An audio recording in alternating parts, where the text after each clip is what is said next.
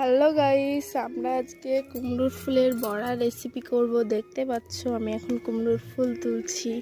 আমরা অনেকগুলো কুমড়োর ফুল নিয়ে নিয়েছি, আপনারা দেখতে থাকুন। কুমড়োর ফুলের বড়া করার জন্য আমরা বেসন নিয়ে নিয়েছি।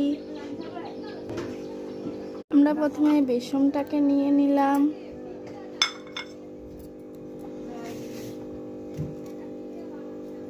একটু লবণ দিয়ে দিলাম,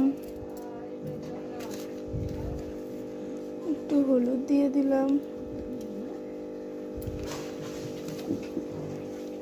একটু জল দিয়ে দিলাম। ভালো করে মাখতে হবে এটাকে।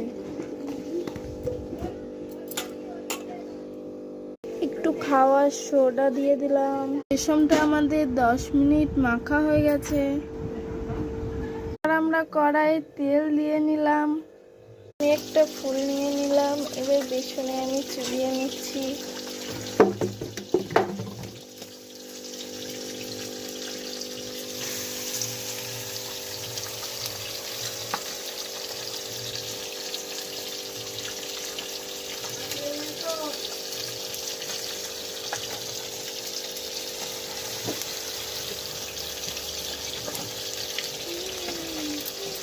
আমাদের ফুলের বড়া ভাজা হয়ে গেছে।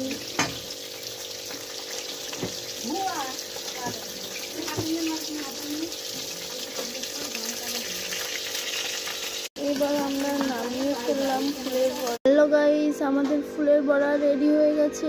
আপনারা কে কে খেতে চান কমেন্টে বলো।